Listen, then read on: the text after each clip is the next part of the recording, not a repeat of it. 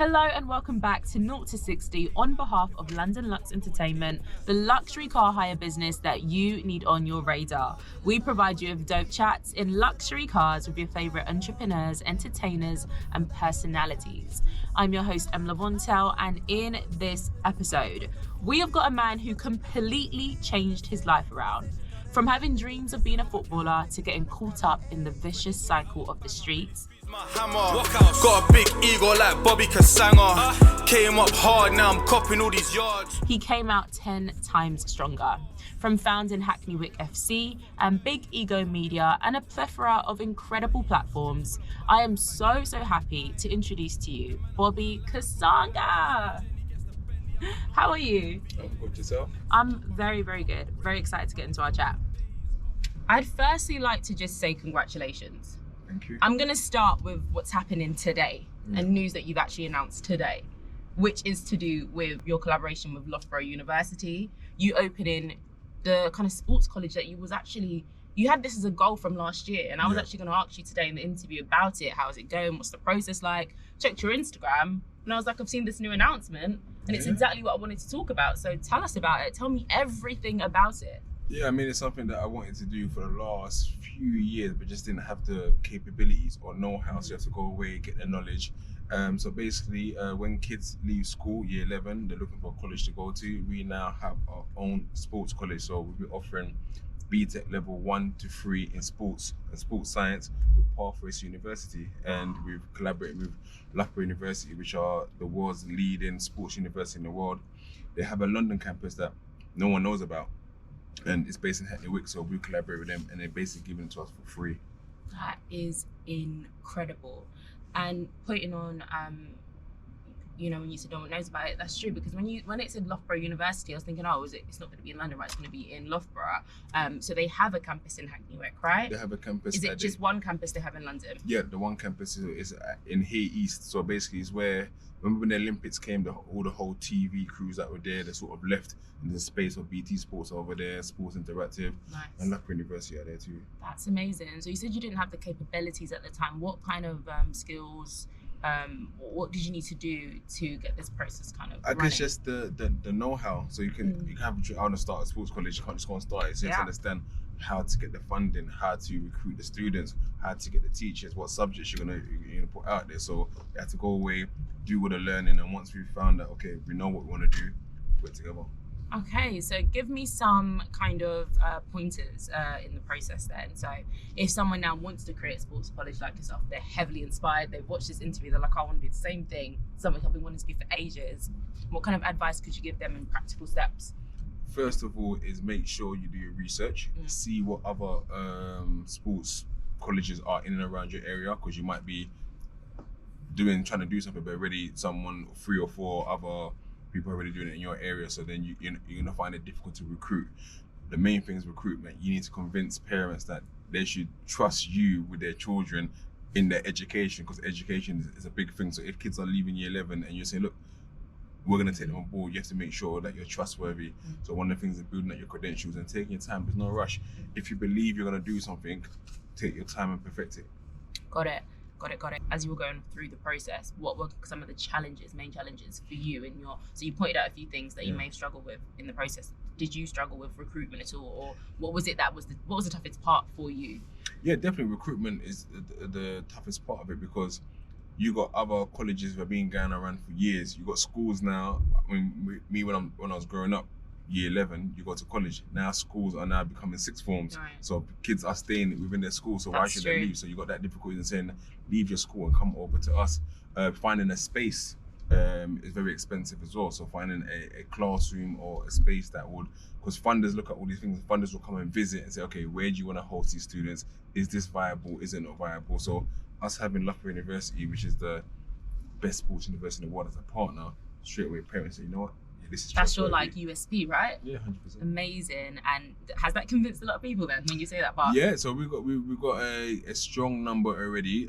We're holding trials for our first team tomorrow for the Hackney Wick club side of things. But with that, there'll be a lot of 16 to 18-year-olds who will try to recruit also onto the program. I see. So it's launching in September. September, yeah. So from now till September, what's going on? Is it just a case of more recruitment? Is that what you're at? From now until September is, I was at Loughborough today, it's sorting out the classroom, getting the screens ready, having all the players registered, have an enrollment day. So this is crazy. I'm actually having an enrollment day. I remember when I went to college, I went to Richmond College. An achievement. And having an enrollment day, invite the parents, let them see the facilities. So that's going to be like, when will that take place? I'm trying to think, when's enrollment day? It's around... We're looking to do it right in July, August. July, yeah. That's usually when people start making those decisions, right? And so how does someone get involved, or if they want to enroll, what do they do? Get in touch via Instagram on our Hackney Wick FC page, or DC Academy, which is our partners who are running the sports college on our behalf. So yeah, just get in touch, go on our website. I'll probably say not Instagram, go on our website, email me, because I always answer emails. Instagram can get overwhelming, right? Yeah. I can imagine. And what are you looking for as well? Is there any kind of certain credentials, or is it pretty open to people for them to come along, as long as they're interested in sport? I mean, be passionate about sport, be passionate about football, be a decent footballer. I mean, there's no point you going over there and... What makes one a decent footballer? I'm sure I think I'm a decent footballer. I mean, you will know if you're a decent footballer or not. So you wouldn't want to come there and then you're the weak link. But again, as a community football club and our charity Grassroots for Good, we try to open up opportunities for everyone, irrespective of their abilities. But when you come to the sports college, you will understand, okay, I have to be at a certain level. So people, they'll know. So besides that, just the willingness to learn and opportunities. We've got so much opportunities for them. So Loughborough University have even given us a chance to take 25 of our players to Loughborough on the 2nd of July to go and stay the night for the weekend at their campus, experience all their world-class facilities, and play a match against their first team. Wow, and that's going to be in July, that's happening? That's all in July. So when would you have picked people for it? So this is separate. This is our first team for the semi-professional side. So you've already got the people with you already, you've got your team ready? Yes and no, because we're holding trials tomorrow as well. So there's so much going on at the moment, so yeah. Oh, that is amazing. Oh my God, okay, cool. That is really good news, honestly.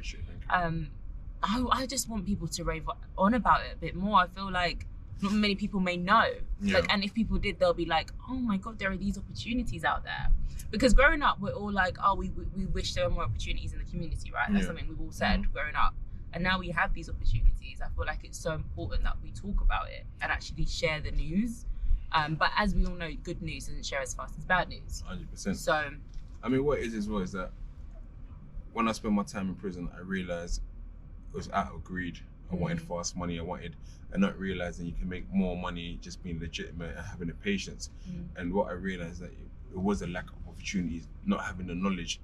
Do you know how much money certain people earn for doing the most basics of jobs that you wouldn't even understand? And they're earning 100k a year, 150k a year, and these young people don't know how to get these jobs. They don't understand. So my job, what I do with Grassroots for Good, the Hackney Football Club, is okay, you come in here because you want to be a footballer. Let's be realistic. How many of you guys are gonna make it, right? So if you can't make it, what's your plan B? What's your plan C? Okay, you haven't got plan B or plan C. Have you thought about this? Have you thought about that? And then our job is then to connect with a network of all these organizations, big corporate brands, and say, look, we've got a cohort of young people here.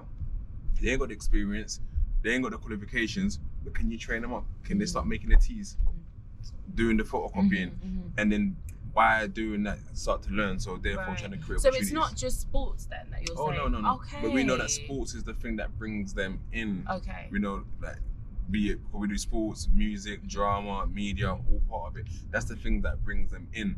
But at the same time, we listen to them and say, look, this might not be an avenue, but even in football, there's so much money to be made elsewhere in football media, creating content for sports people. So there's so many different things that our young people, even myself, that I was unaware of, and I've learned on the job. Got it. So, okay, that makes a lot of sense. And that just opens up so many doors, honestly, it really does. But like you said, you touched on greed. That's something I wanted to touch on with you, because you said something really important in an interview that you did. The biggest lie, man, them tell everyone, you hear it from the rappers, mum was on single mum and I had to go and provide, or I had to be the man of the house, Man or came up from the mud. Listen, Man, they just want to buy trainers. Yeah, that's what I was doing. I wanted to go and keep up with what everyone else was doing. I wanted to buy the watch. I wanted to buy the latest Versace. That's what I was doing. I'll give my mum money, but I ain't giving her mad money. But you hear all these, everyone always says it's that's what it is. It's for our own greed. So what kind of message do you want to kind of put out there to these young people? Because how do we kind of shift this? How do we shift this? Because it's easy for us to tell them, don't do this, you're being greedy, X, Y, and Z. But when you're so young and so easily influenced, what can you really say? What do you think would be the most progressive thing to say to them? I mean, first and foremost, I had to start and say, none of our parents were so broke that we couldn't eat. Right? None of our parents were so broke. I mean, I see things where people say that I had cereal with water. Nobody had cereal with water. You go and buy milk for 45p. Let's be serious now, right? Yeah. So what we do at a young age is to impress. Yeah. Because we don't want to be seen with a raggedy clothes. We don't want to be with a high tech. And shout out high tech, because I'll wear high tech now. So in older age, things change, right? But back in the day, people, I don't wear matchsticks and high tech. And if you don't have the latest Nikes, you feel like, oh, people don't laugh at you. And that's what comes down to as well, peer pressure and bullying. Someone keeps laughing at you for having the wrong bit of trainers. You're going to go and do something to go and get the right bit of trainers. And that's it's the greed and wanting to impress others. I will tell young people this, half the people you hang around with now when you're 14, 15, in 15 years from time, you won't even hang around with these people. You won't even know some of them. You see each other like, yo, it's kind of a good long time and keep it moving. You guys are loyal to the wrong thing. So what I'll say to young people is just be patient, wait for your time. I always hate saying this, but there's a truth to it. Guys not always trying to impress each other, but also trying to impress the girls. And the girls love the bad boy. We did speak about this at the event the other day, right? And that's the issue, because I made a joke about this one time on Instagram. So Marcel, nice kid, he's just has his bike, got a bell in it, ring ding ding ding, rides his bike around. Terrell comes with his moped. Oh, look at Terrell, he's cool. Terrell tells the teacher, shut up. Now Marcel's like, you know what? Forget all of this. I'm gonna be Murder Mike now. So he's changed now. So he's gonna be, so now they go, oh, look at him now, he's got, so that plays a part, but not to say that women got anything to do with it, but that also plays a part psychologically, because you want to impress the women, because at that age, everyone wants to have girls, everyone wants to, but it works both ways, because even with the girls, they want to impress their friends as well. So it's not just, we always think about the boys, because but the girls want to have the bad boy to impress their friends, to say, oh, I got him. Yeah, and also, I got the guy everybody wants. Yeah, and we also get caught up in the fact that we always make it a male issue, but girls get caught up in this because their boyfriends are being killed. They're holding knives, they're holding guns, they're holding stashes for their partners as well. So no one actually talks about what goes on with the women as well. So I mean, my message to young people, just be patient, man. Yeah, the reason I ask is because you've been working with young people, and I just wanted to know what have you found that sticks with them? When you say something, what actually has been sticking? Because it's hard from the outside for us to all come up with ideas, but you know, you've got a bit more experience than some of us. Opportunities. What is that? What helps? That's what helps. That's what helps. You got a 14-year-old, he's coming to play football, and that's all he wants to do. You now say, okay, cool, come and be part of Hackney Wick Football Club. If you're part of Hackney Wick Football Club, we're gonna take you to Old Trafford and play a match in Manchester United Stadium. It's like, ding, ding, ding, ding. Being on the block's not gonna happen. So you keep providing with the right opportunities, the right things. Like we've had things, like I said, last year, a company called GAFFER, shout them out. Shout out to GAFFER. Oh, you know them? Yeah. So they took me and my whole team to Old Trafford. And shout out Tiff, I'm hearing he's next on this thing today. They got to meet Tiff, Dave, young Philly, who else was there? Chunks.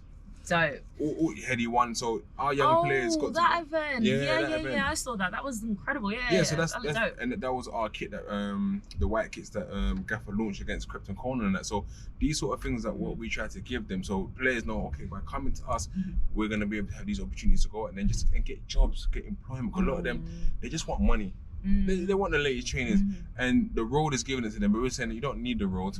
We can get you jobs, we can get you qualifications, we can get you employment. So that's the main thing that sticks with our young people, knowing that, okay, if I keep going to this session, if I keep going to these events and that, something's going to come out of it. No, that's true, and that's why representation is important. And I read something the other day that said, it was actually at the event that we were at, and Z, when she was talking, and she was saying how representation isn't just important because, you know, you can see yourself in somebody else that gives you the motivation, but it also makes things acceptable. And that stuck with me because I didn't see it in that dynamic. Because now, for example, the likes of Captain Pen and all these black people we have in entertainment are black figures. In the UK industry, we didn't have this maybe 20 years ago. It wasn't as prominent anyway. And now there are people that these young people can look up to ultimately, and they can see themselves in. But my thing is that we can use them as the role models and the cool kids as the cool kids for them to aspire to, instead of these people that are on the roads. That's the thing. When we're trying to like divert them, what's the best way of diverting them? And I think that's a really good way of using people in entertainment, because of course everyone looks 100%. Up to people in entertainment. Well, most people do. And I think things are changing as well in regards to who is deemed the cool kids. I think a lot of kids now growing up are thinking, yeah, these guys are being a roadman and seeing it as wasteful. Oh my gosh, I really hope so. It's changing. I genuinely hope so. There was still a cohort of young boys who, I mean, there's one kid, his sister got in touch with me, and I try to help people as much as I can, but there's that saying, you can take a horse to drink water, but you can't force it to drink water. There's two kids. One kid, he's so entrenched in the gang life. He used to be at Arsenal. He got released by Arsenal. His sister reached out and said, look, he was at Arsenal. We're trying to change him. He's carrying us. I came and spoke to the kid and said, look, come and join our football club. These are the opportunities. I spoke to YouTube, because we had a thing with YouTube, so it's going to feature him and talk about players being released by clubs, and he would have got paid for it as well. I didn't tell him at the time I'm going to get paid. I just told him about the opportunity. He's like, yeah, I'm on it. There's 3 of them. Two others done it. Him, he didn't even bother. He didn't even show up. I said, you not only embarrass me, you embarrass your sister who's called me to come and help you, right? And I can't keep helping you. I can't put myself on the line for you. Keep trying. Don't get me wrong. I'll keep trying to an extent, but I'm not going to overextend myself, because I've got so many other young people that we're trying to help. Absolutely. And another one as well, tried to help him. He had issues. Did you tell him after that he missed out on the pay as well? I told him, yeah. On top of everything else. Yeah, I told him. That's the best way. If you don't hear, you must feel. Yeah. So you've got to do that. You've got to then strip them away of the opportunities for them to actually learn. No, it's important. You have to. That's the main thing. And another one who I actually went to court for him and spoke on his behalf to say, no, this guy's behaving, he's trying to do well, only to find out like a couple of weeks later he's back in prison. My goodness. Would you say you're a mentor? Yeah, to an extent, because people call me for all sorts of things. I mean, even tomorrow, one of our players that I had, the first ever Hackney Wick player, I had him age 18. He's now 25-year-old with his first child. I'm going to his daughter's birthday party tomorrow. So I've seen players come and go, and the whole journey for me is like seeing these young boys turn into men and start having their own families. And I'm looking to do like a barbecue with all the original Hackney Wick players who are now like their mid-20s and so on. So that's the main thing when I see that our young people have sort of got away from that lifestyle and now they've got their own careers and so on. So that's what. And these guys still reach out to me about advice. Is there any work? Is there this going on? So I always try to give as much as I can. Don't get me wrong, it's not always perfect. Like I said, there's some who fall back into that lifestyle, but you can always help who you can. Yeah, exactly. You can't help every single person. You know, you're only one person at the end of the day. But you've impacted so many people's lives. So, you know, do you ever just sit back sometimes and just think, wow, like, look at what I've done, not even just for myself or for my legacy or for my family, but for so many others? It's literally mad because I have no time to think about Sit and think, yeah. And my partner will always tell me that, relax. Like, even we'll be on holiday and we're like, put your phone away, and I can't. I need to, okay. Do you not have an assistant? I do, but I'm something a bit of a control freak. I understand. Yeah. I've given sort of responsibility to other people, and they've messed things up. So it kind of leaves me but yeah, I do have assistants. I do have people to help out.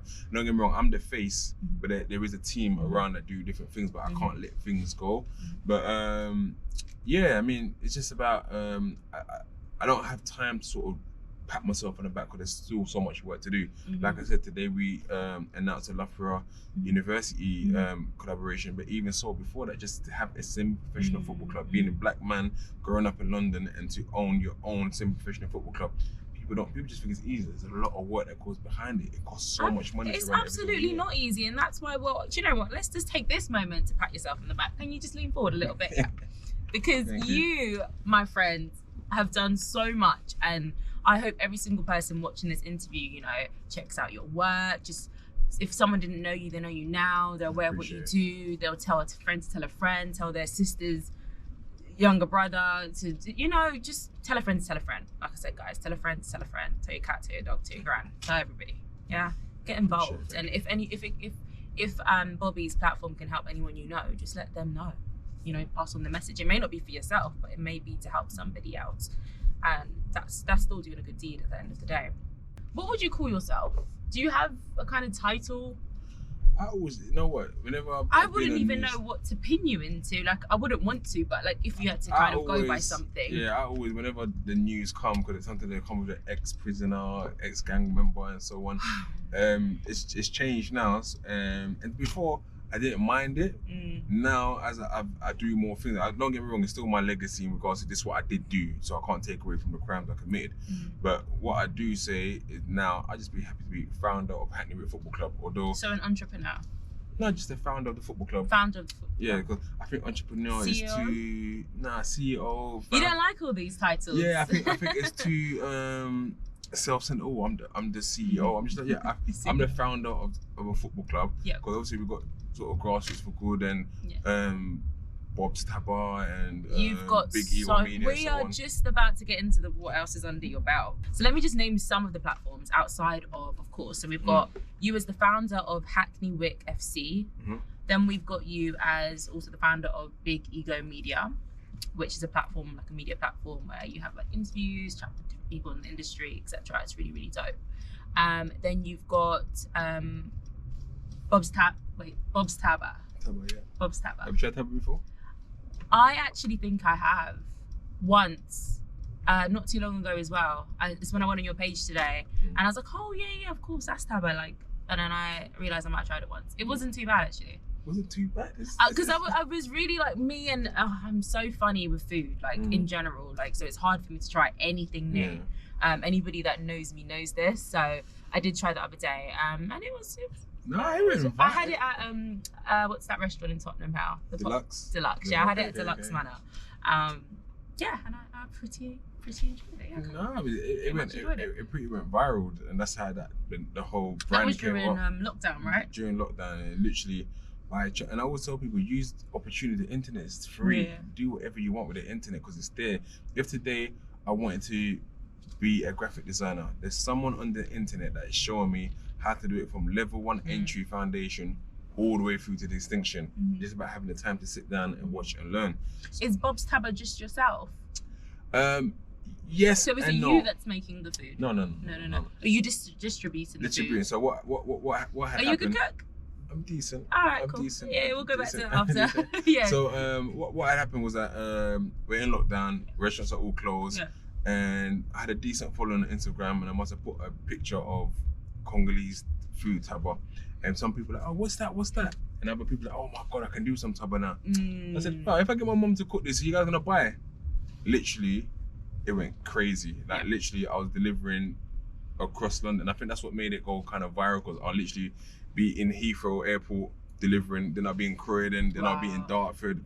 So were you the one driving around? I was driving delivering everywhere. Wow. And then it got to the point, it was too much. My brother started the South London division and started doing his own one as well. So love it. It just became crazy. And then it became a brand in itself. At one point, I was thinking about opening up a spot, but I said, you know what, food is not really my passion. So I didn't want to sort of take the risk of investing into opening up a spot. But that's still something that, because it's kind of a brand of its own now, I can always revisit. Of course it is. It's already under your belt, so it's up to you if you want to, extend it in the future. Like, it doesn't have to be a focus now. But that's that. So we've got, just to start again with the list. So we have Hackney Wick FC, Big Ego Media, Bob's Ntaba, Congolese food, guys. Check it out if you like Congolese food. We've got R&B Box. Yeah. That one surprised me a little bit. Yeah. I love R&B. Like, it's everything to me. It's in 100%. My soul. It goes through my bones. It goes through my blood. Yeah, love R&B. What's your favorite R&B song? I don't have a 90s. Favorite R&B song, but 90s. Anything in the 90s to early 2000s. All right, give me 3 off the top of your head. Oh, so my brother would be the best at this, but if I had to pick, like, I'm giving you the aux cable right now. Yeah. It's a sunny day in London. We want to blast some R&B. You know what? When I get back on my car and I should play this, Get a Romeo with, I forgot her name. Sugar, I just wanna kiss you. That one. Okay, yeah. 100%. Tyrese, Signs. Ooh, yeah, that's a good one. Can't go. Actually, I'm not gonna say his name. He's cancelled, isn't he? R. Kelly. Yeah. Which one though? There's too many. Yes. Download. That's my vibe there. You can't go wrong with Usher as well. Old school Usher. Yeah, of course. Usher's got too many tunes. Joe Thomas. Oh my god. Tell me about R&B Box then. So I just sat down one day, and I'm a big R&B fan. That's my main go-to if I just want to chill out. Even when I just go to sleep. When I go to sleep, this is gonna sound funny, but when I was in prison, I'll go to sleep, listen to R&B. It just puts me in a vibe. So it started from when I was like a teenager. I used to always listen to it. Jenny Francis. That's my inspiration. Yeah, Jenny Francis. Was it Late Night Zone? Late Night. Yeah. On Sunday night, I used to stay up, and I would be like late to school the next day almost because I'd be so tired from staying up the night before. Yeah. So I was like, what's happened to R&B? Like, there's no music for it. And I thought especially UK. Yeah. And I feel like I've done R&B Box page a disservice because with everything you do on socials, you have to be consistent. And at one point I was consistent. I was posting R&B songs every single day. When were you most consistent with that? Maybe 2 years ago now. Okay, is that when you first started about 2 years ago? Yeah, okay. So, and then I feel like I've relaxed a bit, so I need to start really pushing, because for me it's just about showcasing old school R&B, but also trying to introduce new R&B, especially in the UK. I think there's so many talented singers who don't get the limelight that all the rappers get. So it's about pushing that, but it's difficult. It's difficult. It is difficult. What's your all-time R&B? Picking one is really, really actually quite rude. We can't ask that. How could we pick one? But free off the top of my head, maybe Jodeci Cry For You. I always say Jodeci Cry For You because I want someone to sing that to me one day. And I've said that like 3 years ago in an interview. Like literally, if you were to ever try, if a guy was to ever try and like make it up to me, sing Jodeci Cry For You, and you might just win me over a little bit. What other song would I say? We can't go wrong with Keith Sweat as well. Keith Sweat, SWV, Rain. Yeah, there's loads. You know that vibe there? You can't go, like, don't get me wrong, I enjoy drill music, I enjoy hip hop music, but you didn't want to go and kill someone listening to R&B. Nah. You just want to love the world, right? R&B music needs to come and make some form of comeback. Do you know what? It is around. It's just not as mainstream. That sort. It's and not. The radio station needs to play it. Remember, the radio stations are the tastemakers. If they say today, we're just gonna play R&B all the time, people are actually gonna start listening to it. But who knows? But yeah, that's how that came about. That page. It's what's popular though. Yeah. Because even if they push it, is it what's trending right now? No. I guess drill came through the underground. Drill is what's trending. Like we just kind of have to go with what's popular at the time. There's some people who I think it's iSongs trying to do drill R&B. R&B drill is what they call it. My G TSB, the producer, he's the one that kind of birthed that term in the UK actually. But I mean, how do you feel about music and the entertainment scene? How are you with relationships with people in the scene? Do you talk to a lot of rappers, artists? Yeah, I mean, in 2018 was my first kind of introduction to everyone, because many people don't know. I mean, people actually pick it up. My younger brother, Don E, he's my half brother. So shout out to Donny. Big up Don E. So in 2018, I done United Against Knife Crime match. So guys, as you know, we're out here, United Against Knife Crime. We've got everyone turning up here, all the footballers, all the gram artists, all the rap artists. We want to put in a good performance, and we're going to say the message is, let's support our youth, let's save their lives. I just thought, these kids are killing each other all the time, and look, these rappers don't get along, and they kind of portray that whole. I thought, can I get some of these artists all together? So I think it's easy. It was easier then. I just literally DM'd rappers and said, guys, I'm from Hackney Wick Football Club.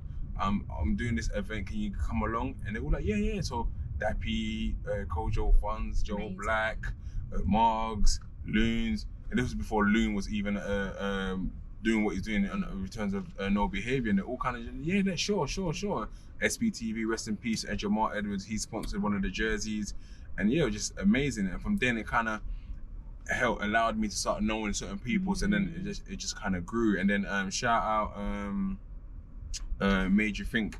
With I'm saying country, we actually share the same birthday as well. We're born the same year, so our birthday's next week. So funnily enough, I met his brother, and I must have messaged him and said, "Oh yeah, I met your brother. He told me you ran this page." Just doing a little intro. Then I realized that we knew mutual people, and then he was very influential in me getting to where I am now. Oh, In terms of social media. Okay. In terms of every other thing, I'll do that anyway. In terms of the football club and so on. But in terms of just building a profile, he'll just keep posting things I'll do. I might do a joke, I might do something funny, or I might tell a story. Was this before he met you? This before, we'd never even met in person. Oh wow! So it wasn't even because not that it takes away from anything, but it wasn't because you were kind of friends already at all. You just supported his friend. Yeah. Oh, that's dope. That's dope. He literally started just posting up a few of my stuff, my football club things with CNN, and just through him doing that, the profile grew. Yeah. I always tell him that he's influential in the sense that he doesn't he probably knows, but I think he doesn't realize his power in regards to making people per se into a personality. Because I use that same blueprint, and I said, you know what, I'm gonna run my page as a blog page. Yeah. And one time he said to me the same thing. Said he inspired me to do a blog page. And he turned around and said, I inspired him to create his YouTube channel because he saw what I was in on YouTube. And he said one thing, he called me 2 or 3 weeks ago, randomly out of the blue. And I really respect him for this. He just called me, Bobby, I just call you just quickly, do you reckon you get your flowers? I'm like, what do you mean? He said, nah, just see everything you do, I don't think people give you the props and so on. I said, you know what? The main people that need to give me the props, give me the props. I don't need it from everyone else. But he said, you know what? I just wanted to call you, take the time out of my day to let you know. I love that. And I appreciated that so much. With that, that's how I then started, people started following my page. So you get different rappers started following. And so I'm like, oh, my man follows me and this person follows me and so on. So I was like, and it just grew. So when I started doing the interviews, it just became natural. You reach out to someone like, oh yeah, I'm gonna jump on your platform. At the beginning, you be reaching out to people, no one's gonna jump on your platform. It always happens, but you have to, you gradually get there. Yeah, 100%. Tell us about that as well. That's a process that most people entering the entertainment industry will go through, whether it's interviewing to just being an artist, getting people to jump on your songs, whatever it be, just collaborations when you're starting out is super hard. I always tell people, don't take offense. Don't feel disrespected. Just get to the point that where they can see you. I always tell people, see it as this, right? Everyone's over there, you're still down here, so you're not at the table, they can't see you yet. So get yourself to the point that where they can see you eye to eye. I always tell where people, you're undeniable. I always tell people, like, if I was to message Drake now and say, yo Drake, come on Big Ego Media, he can't see that. But if now Big Ego Media is a place that everyone goes to when they come to the UK, he'll naturally say, yeah, I'm gonna go on that show. So I always tell people, just keep working. Don't take offense if someone ignored your DMs, because the people that's ignored my DMs before, and then I see them later on, like, yo, what's going on? I fuck with your show and that. Yeah, that's happened a lot actually, even to myself. You'll see them at events and like, oh yeah, sure, I'll do the show. Yeah, of course. Sometimes they may have just like forgotten to reply. Maybe it's simple as that, you know, because even I've done that a few times. Like I've opened a DM, then got a call, and then I've just forgotten to go back onto my Instagram, and now I've forgotten. And then you will get so many other messages. And now it was nothing personal. It wasn't even intentional. It just genuinely happened. But even now, I know about music, but I don't know nothing about the music industry. But I decided to take the chance to take the plunge and start managing a young artist. And the easiest thing is like call people, yo, he's got a song, jump on what do you call it? And again, people might ignore it, but I said to myself, you know what? Let's just build you up. Let's keep working with you. Like your talent is undeniable, and I believe in you. Let's just keep working. And when people start feeling the music, someone will naturally jump on. As soon as someone jumps on, everyone else will jump on. So let's not even try to reach out to people for them to jump on stuff. So build up your own brand. That's it. Was this the same artist that you mentioned the other day? Yep. So the manager unfortunately passed away. Yeah. So oh my god, this story. Yeah, we had a co-manager. So basically, me and Jay had never even met. So the artist PBE has been messaging me for 3 years. He's 22 years old now. But from when he was 19, he'd been messaging me, yo Bobby, I'm an artist. You know how it's like, yeah, keep doing your day, man. I don't know about music, but I keep doing. He'll keep sending his music. I'll be on holiday. Go, I see you going on holiday, so I thought I'll just send you this track to vibe with you on holiday.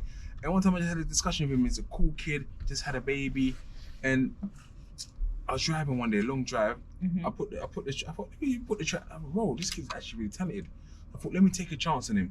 So this is like maybe 2 years later, and then he said, oh, someone else is also trying to kind of manage me. Maybe you guys should speak. So spoke to Jay. And that was Jay that you were talking about. And then like, yo, Jay, what you saying? He's like, you know what? I think the kid's talented as well. Let's put some stuff together. So we started working and putting things together. And literally, he went to Jamaica for his birthday. So when you're coming back, so I'm back on Saturday. And maybe the day after he came back, he got killed for his watch, which is like, wow. That story was so heartbreaking and just angered my soul because just so unnecessary. Like it's greed pathetic, and also actually. Jealousy. It's pathetic. I think that is the word that sums it up. It's absolutely pathetic. Like there's nothing more. Like it's so silly. 100%. And I just can't. Yeah. I mean, but R.I.P. to Jay. R.I.P. to him. God rest his soul, and condolences to his family and his friends and every single person that was affected by that story and his life. And I just hope his legacy lives on and that he's in a better place. But that. A lot of people then started talking about, not wearing certain jewelry in London, which I agree with. I'm happy that message is kind of circulated. Yeah, I mean, for me, it's like I'm not someone that's overly flashy. I'll buy something every now and then. I might go and buy a nice jacket, but I'll have that jacket for a good 3-4 years. Yeah. You look after your stuff. I mean, my missus will tell you I don't look after my stuff too well, but yeah, I'll have it for like 3 or 4 years, and it's always nice to treat yourself. But I always tell people, be mindful of where you go. You shouldn't feel to, but always be mindful where you go. So before I go somewhere, I have to assess, okay, who's gonna be there? Who's likely to be there? Who do I need to go with? And if I have to think about all these things, is there even a point me going there? So, but yeah, like you have to be careful in London, man. There's too much jealousy. There's too much people red eye looking at you for what you have, and that's why I just have to stay humble. You won't see me clubbing every single week. You won't see me out. I'm a family man at the end of the day as well, so it's not really my thing anymore. But yeah, like just be careful out there, people, man. It's unfortunate. It's really unfortunate, but it's just the reality of the world we're living in. It's not just London. Like people have said, there are many other hotspots around the world, like in Dubai and LA and all these other places. Like you could be a target at any point, realistically, anywhere. I can't even just say it's those places. It could be anywhere. But I mean, we're in Knightsbridge right now. This is people think it's safe, but this is the prime area where people come. Yeah. They'll be on bikes and stuff, and taking phones to taking other things. It goes on. The list goes on. But I just think the main thing is, it's okay to have great items, these expensive items, but just think twice. That's it. Just think twice about where you're going to wear them. So I do think it's important that we kind of touch on the beginning. We don't have to go into a great amount of detail, but just an overview would be, of course, that he started out in football, loved football, you did really well in football, you got caught up in the streets, the road life, and then ended up going into jail for 8 years. You then came out of jail and a month later founded Hackney Wick FC, which I just think alone is incredible. And also when you were in jail, you were very productive with your time, right? Tell us a bit about what you were doing in jail. So when I was in jail, I just realized, I want to be here for a little while. I was always quite in the top set in school. I was always quite intelligent. So I said, utilize the time. So I done a degree in criminology and social policy, which was funded by the Open University. I wrote 2 novels, 2 books, based around the incident that led to my sort of incarceration. I had an illegal mobile phone, which I shouldn't have had, but I was giving people snippets on Facebook, and then the book just took off. Everyone started buying it when I released it on Amazon. Don't get me wrong, I wasn't always best behaved in prison. I had a casino and a food shop in prison as well, because that's the entrepreneurial side of me. Wait, how does that even work? Like, how? Because it's this, right? I realized that on this weekend, a lot of people want to do their football bets. Yeah. And they couldn't do their football bets, they're in prison. So I read the newspaper and I was like, actually, the bookies always win. So why don't I do this? There was a risk, obviously, because if people win, but then you realize the more people place bets, the more chances you as a book has a winning. So if there's 100 people place bets, one person might win, 99 will lose. So the 99 others will pay for that one person what do you call it? So I used to do the football bets. I'll give people the odds. People who place their bets. So it would be canteen, or they'll put money in my family's account. Say, I put £20 in the account for this bet and so on. And then it just grew. And then with the shop, it was literally, we've got water here. Yeah. So I'll buy like 10 bottles of water. Well, not water, drinks or chocolates or sweets or cookies, whatever it is. And then I'll just have them in myself. So someone wants to come and get a cookie next week, bring me 2. You want sardines next week, give me 2, and so on. Or you want 4, bring me 6 next week. And just through that, then was this you by yourself doing all of this? Yeah, me by myself in jail. So by that point, that people come to my shop, to my sales, like Tesco's. So then people say, okay, I want to buy a bulk buy. So I want 4 mackerel, 2 noodles, 4 chocolates, 3 drinks, and I say, okay, that would be like £35. They'll call their family, say put £35 in this person's bank account. So was that quite a lucrative business then at the time? Very lucrative. I mean, the most lucrative was the Blackjack Casino 21. I see. That was so lucrative. I used to give people a £50 cap.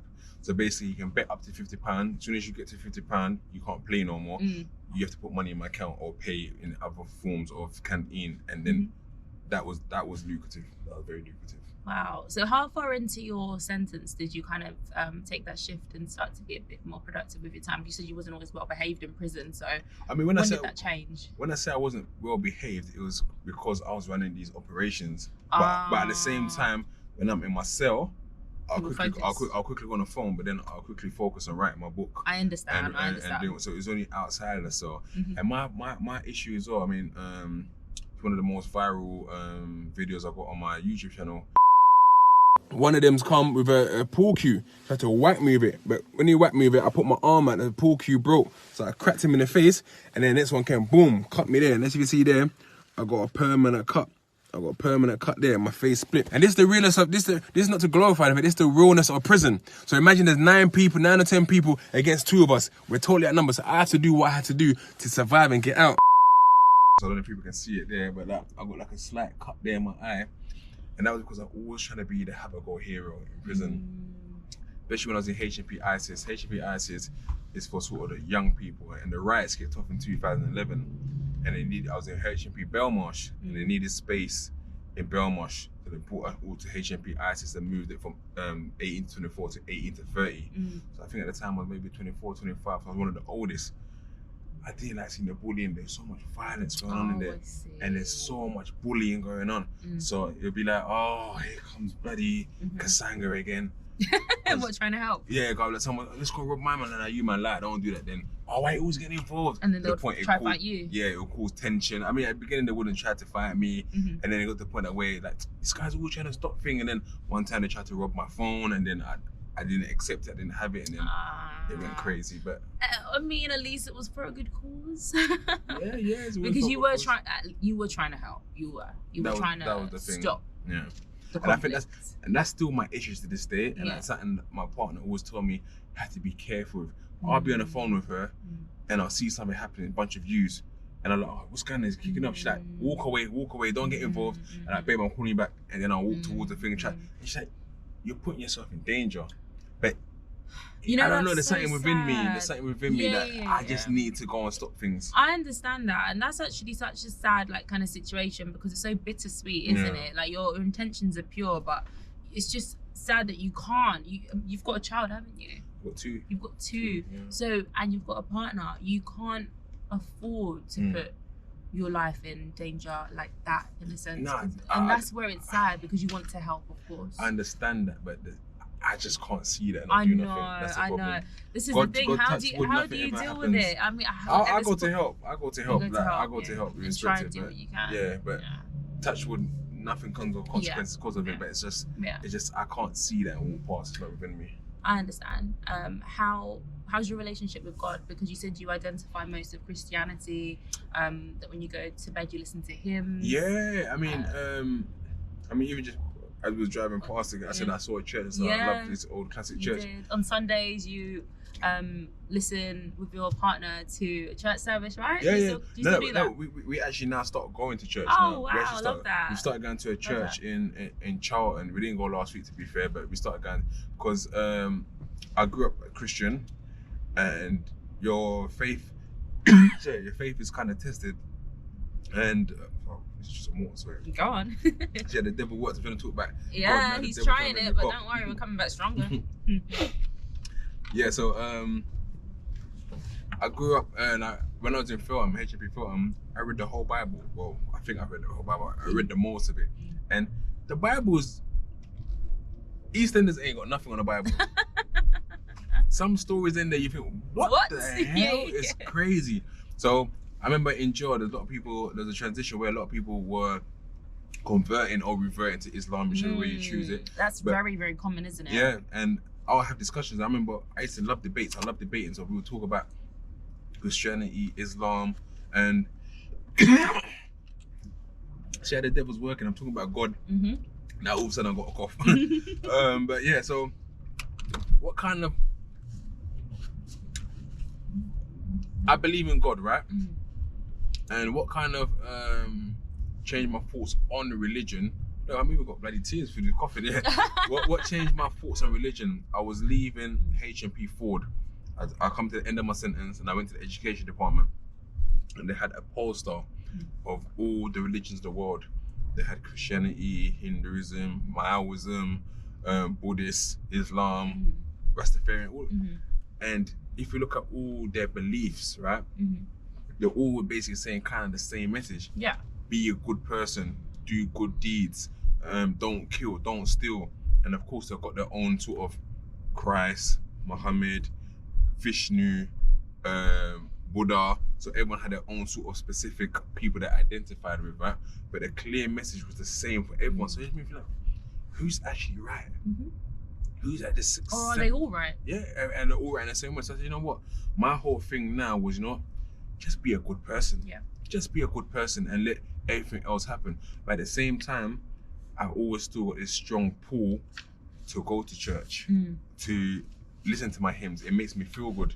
It makes me feel great when I listen to my hymns, when I go to church and hear the word. So I still got a real strong connection to Christianity.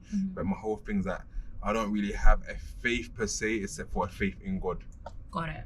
What are your focuses now? What does it look like for you? Bobby, what should we all keep our eyes on? Let's put it like that. Well, there is so many. Some things I can't talk about, but there's certain Give things. us a little something. I mean, someone has bought the rights to my story. A major production company bought the rights to my story. So, I think I actually know about this. I'm not going to say it. Okay, I'm not going to say it. So they bought the rights to the story. So there's going to be a show in the next couple of years. So look out for that. A fictional character who comes out of prison and starts their own football club. I wonder who that is. With Big Ego Media, I want to create documentaries, and I want to be able to the point where people commission us to create content for them. So I'm working with a few different companies just to kind of expand the whole production side of it, because I'm trying to learn myself. So sometimes you go on Big Ego, you see exquisite production, you think, oh, this is so quality, and then other days you'll see something shabby. When you see something shabby, that's probably me experimenting. But I like to work and learn on the job. So there's a lot of stuff coming with Big Ego Media. We're doing the music side of it. We're trying to manage this artist called PBE now, seeing how that goes. What's his @name as well for people to check him out? Only one PBE, so check him out, Only One PBE. The kid is so talented. He's such a genuinely good kid. He's a good soul. I'm an aura person. I connect with people through the aura. If I see someone, you know what? Yeah, I fuck with you. You're a good guy. So, and I'm trying to support him as much as we can. Seeing how that goes. Hackney Football Club, so much going on with that. We're trying to make it into get our own stadium. That is my long-term overall arching goal. If I was to achieve anything else in life, is to get Hackney Wick FC its own football ground, and that would be the accomplishment of my life. Oh my gosh, that would be. I so believe you could do that. We hope so. You look at everything you've done already, so the sky's the limit. No, thank you. The sky is the limit. Also, your books that you wrote while in prison, are they still available? Yeah, they are available. It's called The Life I Live, Not the Life I Chose, part 1 and 2. They're available on Amazon as ebooks.